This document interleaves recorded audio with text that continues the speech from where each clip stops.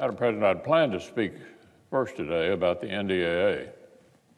I had planned to discuss our work to ensure American service members can protect our nation and secure peace for the United States.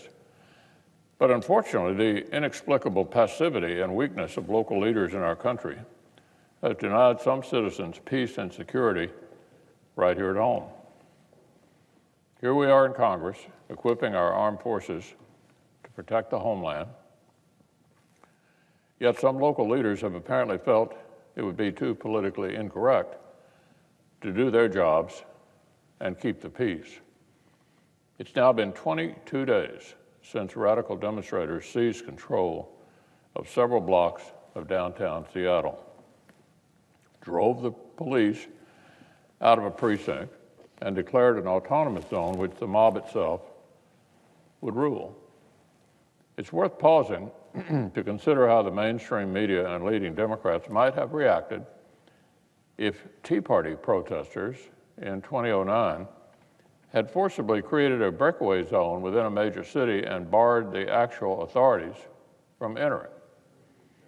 Somehow, I'm skeptical the press would have bent over backwards to find a sympathetic light. Somehow, I doubt these same politicians would have felt compelled to curry favor with the occupiers or flirt with their demands. But we're talking about the American left in 2020.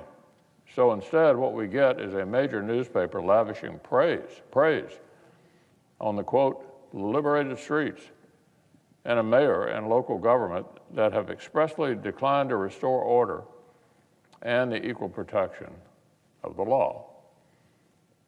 The mob has gotten its way. There have been numerous shootings in this lawless place. About a week ago, a 19-year-old was shot and killed. Last weekend, yet another shooting. A 16-year-old is dead and a 14-year-old was injured. Some reports suggest these two boys were shot by a self-appointed security squad. These are miscellaneous citizens who roamed the area with guns drawn after the occupiers drove the real police out. We're talking about Seattle, Washington, in the United States of America. Madam President, the rule of law cannot fade in and out with fashions of the radical left. No leaders should have sacrificed small businesses to riots and mobs a few weeks back.